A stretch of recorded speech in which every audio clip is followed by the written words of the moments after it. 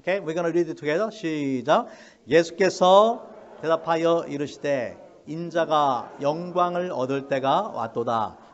내가 진실로 진실로 너에게 이르노니 하늘의 밀이 땅에 떨어져 죽지 아니하면 하늘 그대로 있고 죽으면 많은 열매를 맺느니라. 자기의 생명을 사랑하는 자는 잃어버릴 것이요 이 세상에서 자기의 생명을 미워하는 자는 영생하도록 보존하리라. 여러분, 교회가 존재하는 목적은 뭘까요? 교회는 예수님의 제자를 만드는 거예요. 전에도 그런 비유를 들었지만은 신발 공장이 신발을 만들지 않으면 문 닫아야죠. 자동차 공장이 자동차를 안 만들면은 문 닫아야 돼요, 그죠? 예수님께서 마태복음 28장에서 너희는 가서 모든 족속으로 제자를 삼으라, make disciples라고 그렇게 말씀하셨어요. 교회가 존재하는 가장 큰 목적은 제자를 만드는 것이다. 그래서 이 성경에 보면은요, 제자라는 단어가 우리 믿는 자들을 지칭하는 단어로 가장 많이 등장합니다. 사복음서와 사도행전에만 제자라는 단어가 250번 등장합니다. 우리에게 익숙한 크리스천, 그리스도인이라는 단어는 3번밖에 안 등장하고 신자, believer라는 단어는 2번밖에 나오지 않아요. 그래서 성경에서 믿는 자들을 가리키는 가장 보편적이고 평범한 단어가 뭐냐면 바로 제자, disciple이라는 것이죠. 그렇기 때문에 우리가 제자가 아닌 그리스도인은 없어요. 모든 그리스도인은 예수님의 제자가 돼야 됩니다. 다만 좋은 제자가 있는가 하면 나쁜 제자가 있을 뿐이죠. 그래서 우리가 좋은 제자가 돼야 되겠어요? 나쁜 제자가 돼야 되겠어요? 어려운 질문을 했나요, 제가? 좋은 제자는 되죠. 자, 누가 좋은 제자냐? 누가 좋은 제자냐? 해답이 여기 있습니다, 여기. 어떤 제자가 좋은 제자일까요? 예수님을 알고 닮고 전하는 제자. 예수님을 알고 닮고 전하는 제자가 바로 좋은 제자예요. 자, 이러한 제자가 예수님의 제자가 된다라는 것은 쉽지 않습니다. 왜냐하면은 세상 사람들은 넓고 편안한 길로 가는데 우리는 예수님이 걸어가신 고난의 길, 고통의 길, 십자가의 길을 걸어가야 되기 때문에 그러한 세상의 넓은 길을 포기하고 좁고 협착한 어려운 길을 선택해서 걸어야 되기 때문에 그렇습니다. 예수님께서도 그 길이 좁고 협착하기 때문에 가는 사람이 적다라고 분명히 그렇게 말씀을 해주셨어요. 그래서 이 세상의 그 원리와 흐름을 역행해서 살아가는 것이 바로 그리스도의 제자입니다. 자, 오늘 우리가 함께 읽은 본문의 말씀에서는 이러한 제자들의 삶의 여러 가지 많은 그 부분들이 있지만은 그 중에서도 예수님께서 희생을 통해서 열매 맺는 삶을 살아야 된다라는 것에 대해서 주시는 말씀이 오늘 함께 우리가 본문을 통해서 읽은 말씀이에요. 여러분, 내일이 그 어떤 날입니까? 미국에 메모리얼 데이잖아요. 메모리얼 데이가 뭐 하는 날이죠? 그러니까 미군으로서 이 전쟁에 나가서 자신의 목숨을 희생한 사람들을 기억하고 또한 감사하는 그런 시간이죠. 여러분, 우리가 잊지 말아야 될 것은 우리가 누리는 자유, 이 자유는 공짜가 아니라는 거예요. 공짜가 아니라 누군가의 희생이 있었기 때문에 우리가 이런 자유를 누리면서 살아가고 있는 것입니다. 그래서 미국에서도 정말 많은 전쟁에 참여했는데 한국전, 베트남전, 중동전 많은 전쟁이 있었는데 특별히 우리 한국인들은 우리 미국 분들한테 너무 감사해야죠. 왜 그렇습니까? 한국전쟁에 우리 전 세계 많은 나라들이 참여했지만 그 중에서 가장 많은 군인들이 참여한 것이 바로 미국입니다. 미국의 이제 미군 중에서 6.25 동안에 한국전 동안에 사망한 분의 숫자가요 36,516명이에요. 36,000명 이상의 미군들이 전사했어요. 한국에 자유를 위해서. 여러분, 이게 얼마나 놀라운 희생입니까? 예.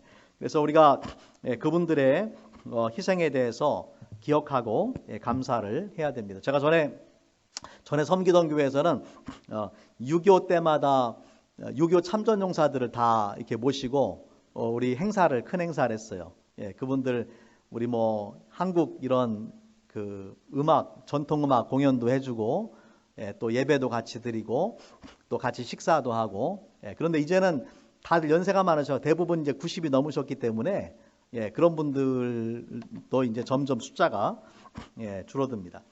여러분, 워싱턴 DC에 가시면은 코리안 베터런스 메모리얼 파크 있죠. 거기 보면은 거기 이제 벽에 새겨진 그 문구가 있는데 저는 이 문구를 처음 봤을 때 굉장히 마음에 와닿더라고요. 어떤 말이냐면 freedom is not free. 자유는 공짜가 아니다. 자유는 공짜가 아니다. 왜 그렇습니까? 그 자유를 우리가 누리기 위해서 누군가가 생명을 걸고 희생의 대가를 치루었기 때문에 우리가 그 자유를 누리고 있는 것입니다. 그래서 우리가 늘 희생이 없는 그 자유는 없다라는 것을 기억하고, 특별히 이제 우리 메모리얼 데이 맞아서 우리 이미 그 돌아가신 분들뿐만 아니라 현재 군인으로 섬기는 분들에게 정말 감사하는 그런 시간 가졌으면 좋겠어요. Okay, anybody who served in the military service, please would you stand up? Anyone here who served in the military? Anyone? Okay, we have 우리 감사. Thank you so much for your service. Yeah. Thank you so much for your service. Yeah. 자, 오늘 말씀 속에서 예수님께서는 먼저 그 열매 맺는 삶에 대해서 이렇게 이야기를 하셨어요. 오늘 말씀의 24절 말씀에 보면은 내가 진실로 진실로 너에게 이르노니 한 알의 밀이 땅에 떨어져 죽지 아니하면 한 알 그대로 있고 죽으면 많은 열매를 맺느니라. 우리가 자연의 이치를 보면은 식물이든 동물이든 열매를 맺습니다. 우리 인간도 무언가 열매를 맺기 위해서 열심히 살아가죠. 저마다 그 인생에서 이루고자 하는 그런 인생의 목적, 그 열매가 있습니다. 물론 이제 우리 그리스도인들은 우리가 추구하는 인생의 목적은 하나님 알지 못하는 사람들하고는 달라야죠. 우리가 하나님께서 기대하시는 우리가 추구하는 그런 그 열매는 영원한 열매, 또 하나님이 인정하시는 그런 삶의 열매가 반드시 우리 삶에 있어야 됩니다. 그래서 성경에는요, 이 열매에 대한 강조가 많아요. 마태복음에 먼저 7장에 보면은 예수님께서 이것도 이제 그 우리 메모리얼 파크에 있는 것이죠. 마태복음 7장에 17절부터 20절 말씀을 같이 한번 읽어보겠습니다. 시작. 이와 같이 좋은 나무마다 아름다운 열매를 맺고 못된 나무가 나쁜 열매를 맺나니 좋은 나무가 나쁜 열매를 맺을 수가 없고 못된 나무가 아름다운 열매를 맺을 수 없느니라. 아름다운 열매를 맺지 아니하는 나무마다 찍혀 불에 던져지느니라. 그러므로 그들의 열매로 그들을 알리라. 나쁜 열매를 맺는 나쁜 나무가 있고 좋은 열매를 맺는 좋은 나무가 있다. 하나님께서 우리한테 기대하시는 건 뭐겠어요? 좋은 나무가 되어서 좋은 열매를 맺는 것이죠. 그런데 아름다운 열매를 맺지 않는 나무는 어떻게 된다고요? 19절 말씀해 보니까 찍혀서 불에 던져진다. 소용이 없다라는 것이죠. 열매를 맺지 않으면 장작으로밖에 쓸 수가 없다라는 거예요. 열매를 기대했는데 열매가 없으면 장작밖에 안 된다라는 거예요. 그래서 하나님께서 저와 여러분의 삶에서도 열매를 기대하고 있다라는 것입니다. 자, 누가복음 13장 6절과 7절 말씀도 같이 한번 읽어볼게요. 시작.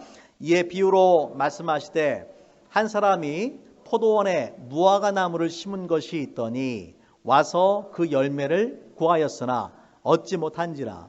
포도원 지기에게 이르되 내가 3년을 와서 이 무화과 나무에서 열매를 구하되 얻지 못하니 찍어 버리라. 어찌 땅만 버리게 하겠느냐.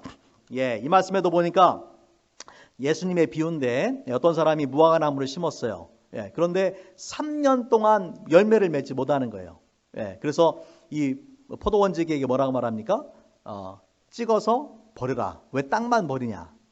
그런 나무는 있을 필요가 없다라는 것이죠. 그래서 우리가 분명히 기억할 것은 하나님께서 우리 삶에서 열매를 기대하신다. 여러분 우리가 사는 이 버지니아는 기후와 토양이 좋잖아요. 그래서 아마 대부분 여러분들 집에 텃밭을 가지고 농사 짓는 분들이 많으신 것 같아요. 거기도 뭐 고추도 심고 파도 심고 호박도 심고 깻잎도 심고 그죠? 아주 그런 것들이 잘 자라는데 만일 여러분이 오랫동안 그런 것도 심고 오랫동안 물을 주고 거름을 주고 했는데 안 자라요. 그럼 어떻게 하시겠어요? 다 뽑아버리죠. 다 뽑아버리. 그냥 내버려둘 필요가 없잖아요. 그 열매를 맺지 않으면은 아무 소용이 없는 거예요. 우리가 무언가를 심었을 때는 열매를 기대하고 열매를 맺지 않으면 실망합니다. 마찬가지예요. 하나님도 같은 마음을 가지고 계세요. 예수 그리스도 안에서 새로운 생명을 얻게 된 우리가 그리스도 안에서 무언가 열매 맺는 삶을 살기를 원하시는데 우리가 열매를 맺지 못할 때에 하나님께서 실망하시는 거예요. 그러니까 하나님의 기대가 있는데 그 기대에 미치지 못하고 아무런 열매를 맺지 못하면은 하나님이 실망하시는 거죠. 그래서 우리 삶에도 반드시 열매를 맺어야 된다. 자, 오늘 말씀해 보면은요. 한 알의 밀이 땅에 떨어져 죽으면은 많은 열매를 맺는다. 그렇게 말씀을 하는데 여러분 밀이 한 알의 밀이 떨어져 가지고 열매를 맺는데 보통 이제 그 하나의 줄기에서 8개 이상의 이삭이 나옵니다. 하나 줄기에서 8개 이상의 이삭이 나와요. 그리고 하나의 이삭마다 약 40개 정도의 그런 그 밀알이 그 열매가 맺혀요. 그러니까 한 줄기에 8개 이상의 이삭에 또 이삭마다 40개가 정도가 맺어지니까 적어도 몇 개가 되겠어요? 84, 32, 320개. 그러니까 한 알의 밀알이 떨어져서 땅에 심겨지면 몇 개 열매를 맺어요? 320개 적어도. 여러분 생각해 보세요. 얼마나 이게 놀라운 하나님의 축복이에요. 하나의 밀알이 떨어져서 320개의 그런 열매를 맺는다라는 것이죠. 여러분 이것이 자연의 이치입니다. 풍성한 열매를 하나님께서 우리한테 주시는 거예요. 그리고 뿐만 아니라 예수님도 열매 맺는 삶을 사셨어요. 자신의 생명을 내어주셔서 십자가의 죽으심으로 말미암아 우리 모든 사람들한테 죄사함 받고 하나님의 자녀가 되고 천국 백성이 될 수 있는 길을 열어주셨어요. 예수님의 삶 자체가 바로 열매 맺는 풍성한 열매를 맺는 삶이었습니다. 중요한 것은 이제 예수님의 제자로 살아가는 저와 여러분에게도 예수님께서 이렇게 그 열매 맺는 삶을 기대하신다라는 거예요. 우리를 통해서 더 많은 영혼들이 예수님을 만나고 우리를 통해서 더 많은 영혼들이 하나님의 사랑을 발견하고 우리를 통해서 하나님의 나라가 이 땅에 땅끝까지 확장되어져 가고 그런 역할을 하나님께서 우리한테 기대하신다라는 것이죠. 자, 우리가 이제 두 번째 기억할 것은요. 첫 번째 중요한 오늘 말씀은 하나님은 우리에게서 뭘 기대하신다? 열매를 기대하신다. 두 번째 중요한 원리는 열매는 희생이 없이는 맺혀질 수가 없다라는 것입니다. 희생이 없는 열매가 없다라는 거예요. 열매는 저절로 맺혀지지 않습니다. 희생을 통해서만 맺혀집니다. 오늘 말씀에 24절에서 예수님께서 분명히 말씀하셨습니다. 내가 진실로 진실로 너에게 이르노니 한 알의 밀이 땅에 떨어져 죽지 않으면 한 알 그대로 있고 죽으면 많은 열매를 맺느니라. 죽지 않으면 열매를 맺을 수가 없다. 죽어야만 열매를 맺는다. 아까 말씀드린 것처럼 예수님께서 자신의 생명을 먼저 내어주셔서 우리에게 영원한 생명을 갖도록 해주신 것입니다. 우리도 열매 맺는 삶을 살기 위해서는 그런 희생이 필요합니다. 누가복음 14장 27절 말씀에 예수님께서 그렇게 말씀하셨어요. 누구든지 자기 십자가를 지고 나를 좇지 않는 자도 능히 나의 제자가 되지 못하리라. 우리 각 사람이 예수님의 제자가 될 때에 내가 져야 되는 십자가가 있다. 내가 져야 되는 치루어야 되는 희생이 있다라는 거죠. 그런 희생이 없이 예수님의 제자가 될 수 없고, 그런 희생이 없으면은 우리 삶에 그런 열매도 맺을 수가 없다라는 것입니다. 문제는 인간의 본성이, 타락한 인간의 본성은요, 남을 위해서 희생하는 삶을 살진 않아요. 자기를 위해서 이기적으로 자기중심적인 그런 삶을 사는 것입니다. 그래서 우리가 주님의 말씀대로 살아가려면은 우리의 본능과 싸워 이겨야 돼요. 이기적인 삶을 살려고 하는 그런 본능과 싸워서 나 자신을 내려놓고 내가 죽음으로 말미암아서 우리가 희생적인 삶을 살아야 됩니다. 그리고 실제로 이 예수님의 제자들은 이런 삶을 살았죠. 우리가 잘 아는 예수님의 12제자는 요한계시록을 기록한 요한을 제외하고 11명이 모두 순교를 당했어요.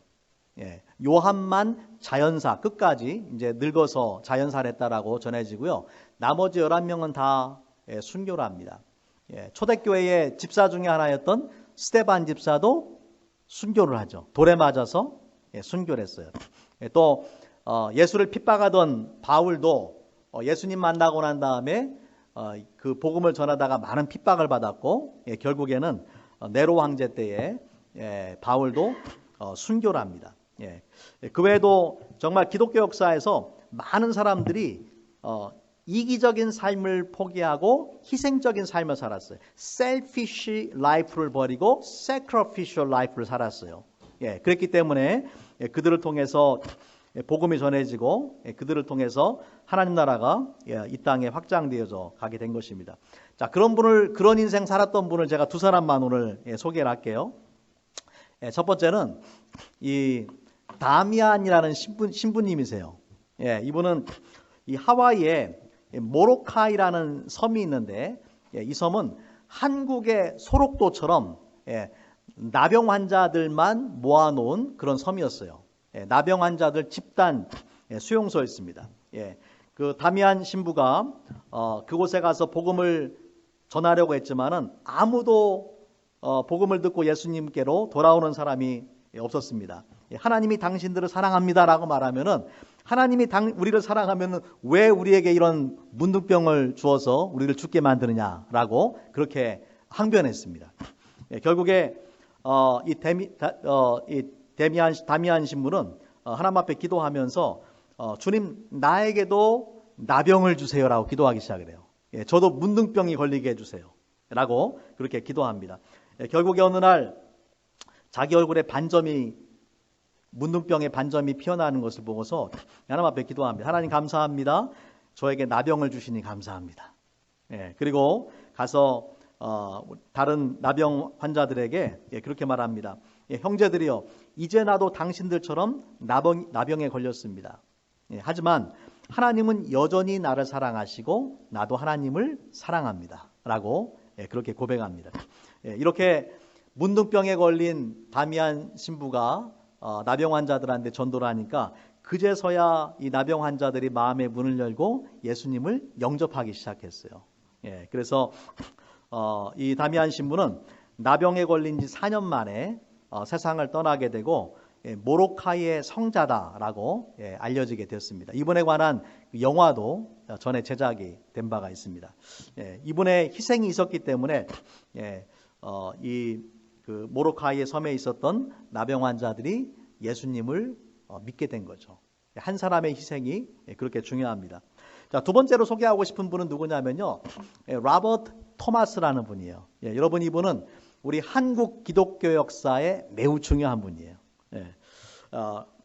이분은 한국 기독교 역사의 첫 번째 순교자입니다. 첫 번째 순교자. 1866년 9월 4일에 미국의 그 상선인 제너럴 셔먼호가 대동강에 물이 빠져나간 대동강의 진흙에 좌초가 되었습니다. 그래서 이 배에는 누가 타고 있었냐면은 그 당시에 두 번째 조선의 복음을 전하러 왔던 로버트 토마스가 있었어요. 원래는 중국에서 선교 활동을 하던 분입니다. 그 당시에 이제 조선이 천주교인들을 굉장히 많이 핍박하던 박해하던 그런 시기거든요. 그렇기 때문에 선교사들이 오는 것이 굉장히 위험했던 시대였죠. 그래서 당시에 이제 9월 4일 날 배가 대동강에 자초됐고 9월 5일 날 조선의 관군들이 좌초된 그 제너럴 셔먼호에 불을 질렀습니다. 배에 불이 나니까 뱃속에 있던 선원들이 다 물에 이제 뛰어들었죠. 그 중에서는 불에 타서 죽거나 또 물에 빠져서 죽은 사람들도 있었어요. 토마스 목사는 겨우겨우 헤엄을 쳐서 대동강변에 이렇게 헤엄쳐 나왔는데 손에 몇 권의 이 성경을 가지고 나왔어요. 그래서 가지고 나왔는데 나오자마자 관군 중에 한 사람을 만나서 그 관군의 이제 칼에 의해서 목베임을 당하고 죽게 됩니다. 그런데 그때 이 관군이 토마스 선교사의 목을 베기 전에 이 토마스 선교사가 성경책을 그 관군에게 주는 거예요. 그런데 그 관군이 거부했어요. 그러니까 이 성경책을 모래사장으로 던지고 예수 그리스도를 힘껏 외치고 그 자리에서 죽임을 당하게 되었습니다. 여러분이 보시면 이제 그때 상황을 재현한 그런 순교의 장면을 볼 수가 있습니다. 자, 그때 이제 이 토마스 선교사를 처형했던 사람의 이름이 박춘권이라는 사람이에요. 이 박춘권이라는 사람이 토마스 선교사가 자기한테 성경책을 줬는데 그 성경책을 가지고 받질 않았어요. 그리고 돌아가는 길에 그 마음속에 죄책감이 들었어요. 자기가 죄 없는 사람을 죽였다라는 양심의 가책을 받아가지고 돌아가서 그 성경책을 챙겨옵니다.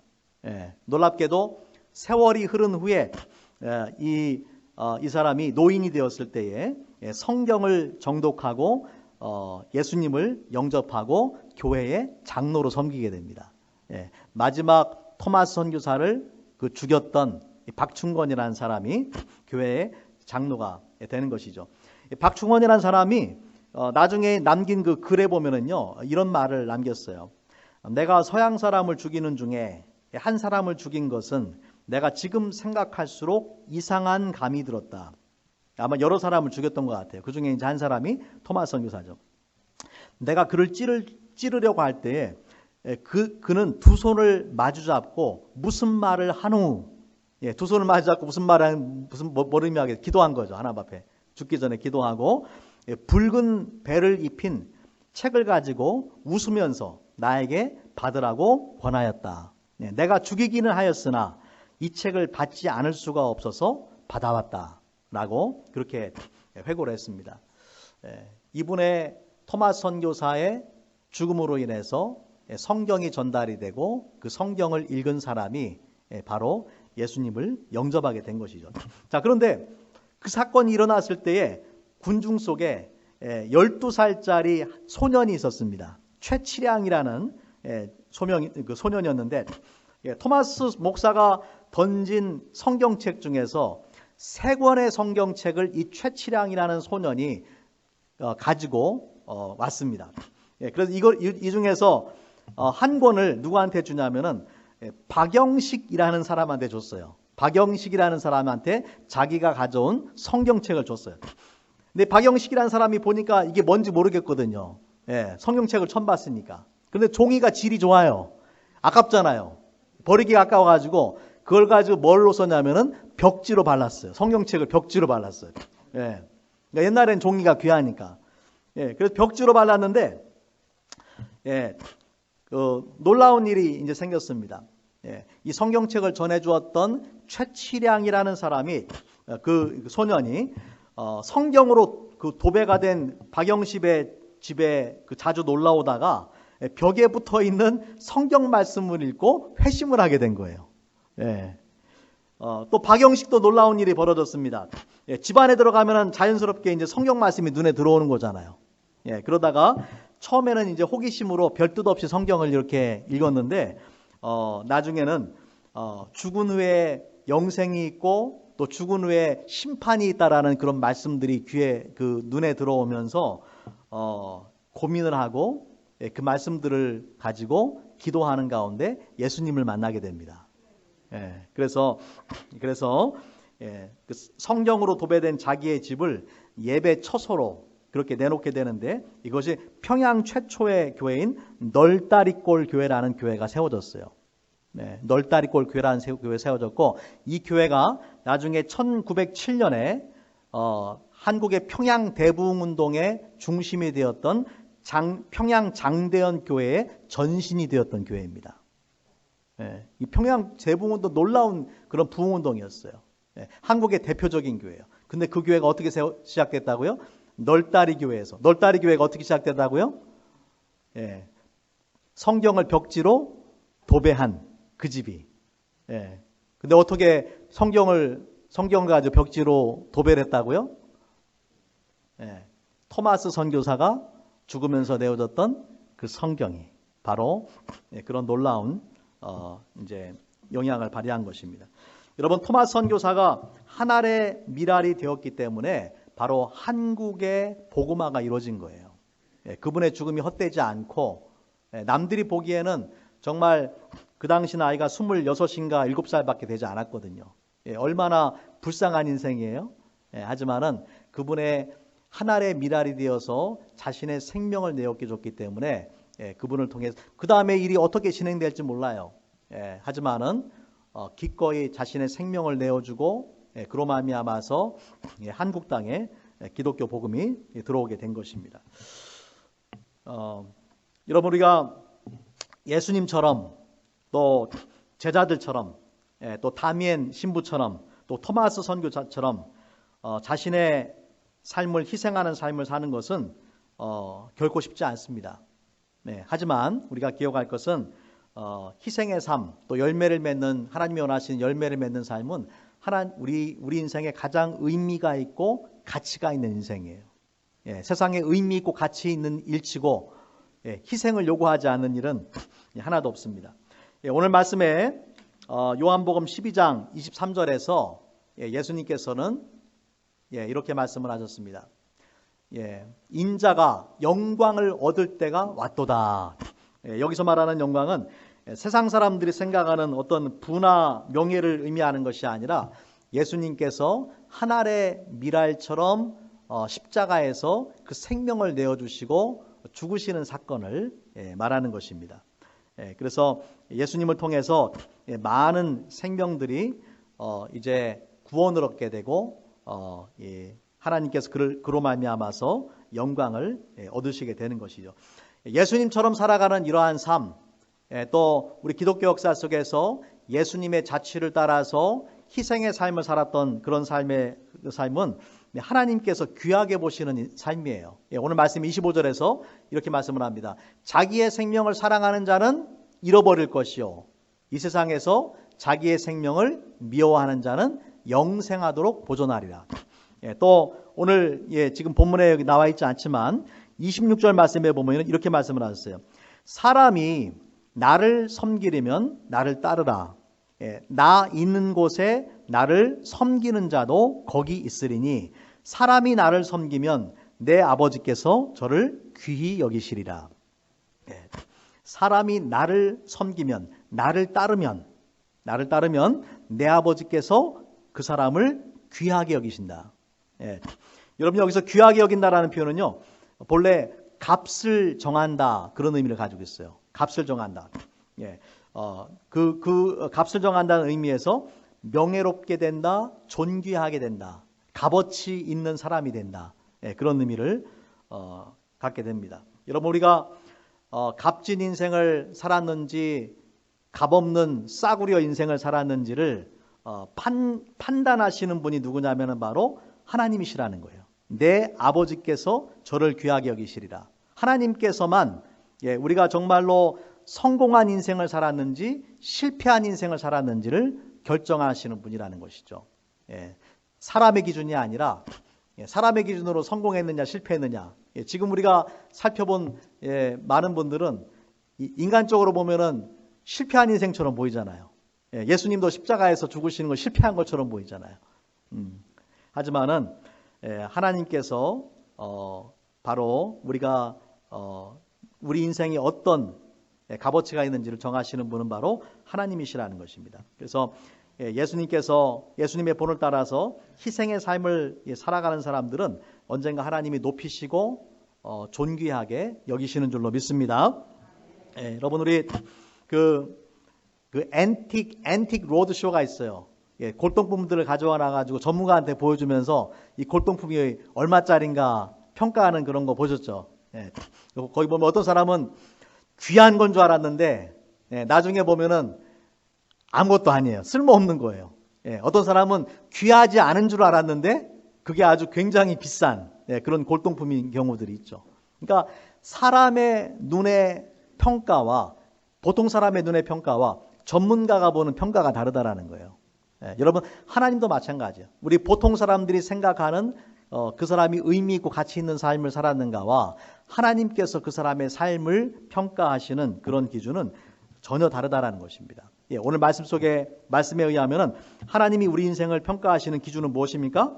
이 땅에서 우리가 얼마나 많이 성공하고 얼마나 많이 누리고 살아가고 이것이 아니라 얼마나 많은 희생을 하고 얼마나 많은 열매를 맺었는가. 이것이 하나님이 귀하게 보시는 그런 인생이라는 것입니다. 오늘 말씀 통해서 저와 여러분이 우리 인생을 최종적으로 평가하시는 분은 바로 하나님이시다라는 것을 기억하시기 바랍니다. 하나님의 평가만이 중요합니다. 오늘 우리가 정말 하나님이 나를 오늘 부르신다면 내가 주님 앞에 섰을 때에 하나님이 나를 어떻게 평가할 것인가? 나는 지금까지 이기적인 삶을 살았는가? 아니면은 희생적인 삶을 살았는가? selfish life를 살았는가? sacrificial life를 살았는가? 오늘 말씀 앞에 저와 여러분이 함께 우리의 삶을 평가해 볼 수 있기를 바랍니다.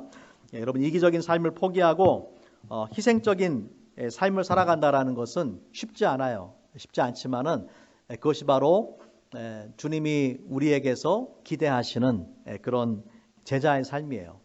우리가 의도적으로 그런 삶을 살지 않으면은 우리는 믿지 않는 사람들하고 똑같이 살아가요. 의도적으로 희생의 기회가 주어졌을 때에 그 기회를 놓치지 말고 나에게 소중한 것들을 포기하고 그렇게 살아야만 우리가 주님이 원하시는 그런 미랄의 삶, 희생의 삶을 살 수가 있습니다. 우리가 뭐 큰 희생보다도요 작은 희생부터 실천했으면 좋겠어요. 여러분은 가정에서, 교회에서, 직장에서, 이웃 가운데 내가 조금 손해보고 내가 조금 희생해서 더 많은 사람들한테 더 큰 축복을 줄 수 있다라면은 그것을 내가 하는 것이죠. 같이 한번 기도하겠습니다. 오늘 말씀 붙잡고 함께 우리 잠시 기도하기 원합니다. 오늘 말씀 통해서 성령이 여러분에게 주시는 음성을 들으시기 바랍니다. 하나님께서 우리에게 기대하시는 삶은 하늘의 미랄이 되어서 희생하고 또 많은 열매를 맺는 삶입니다. 나는 지금까지 얼마나 많은 희생을 했는가? 나는 지금까지 얼마나 많은 열매를 맺었는가? 지금 이 모습 이대로 하나님이 나를 부르신다면 하나님이 내 삶을 어떻게 평가하실 것인가? 여러분, 사람들의 평가는 중요하지 않습니다. 하나님만이 나를 평가하실 수 있는 분이세요. 그 주님이 나의 삶을 보고 뭐라고 평가하실 것인가? 예수님을 믿는다고 하면서도 예수님의 제자라고 하면서도 하나님을 알지 못하는 사람들처럼 동일하게 그저 세상의 부와 명예만을 쫓아서 살아오지 않았습니까? 여러분 이 시간에 우리가 회개하고 주님 정말 남은 인생 우리가 정신을 바짝 차리고 주님의 발자취를 따라서 희생의 삶을 살게 하시고 우리 삶을 통해서 정말로 많은 귀한 열매들을 주님 손에 드리는 예수님의 제자의 삶을 살게 하여 주시옵소서. 우리 같이 한번 우리 잠시 묵상하면서 기도하도록 하겠습니다.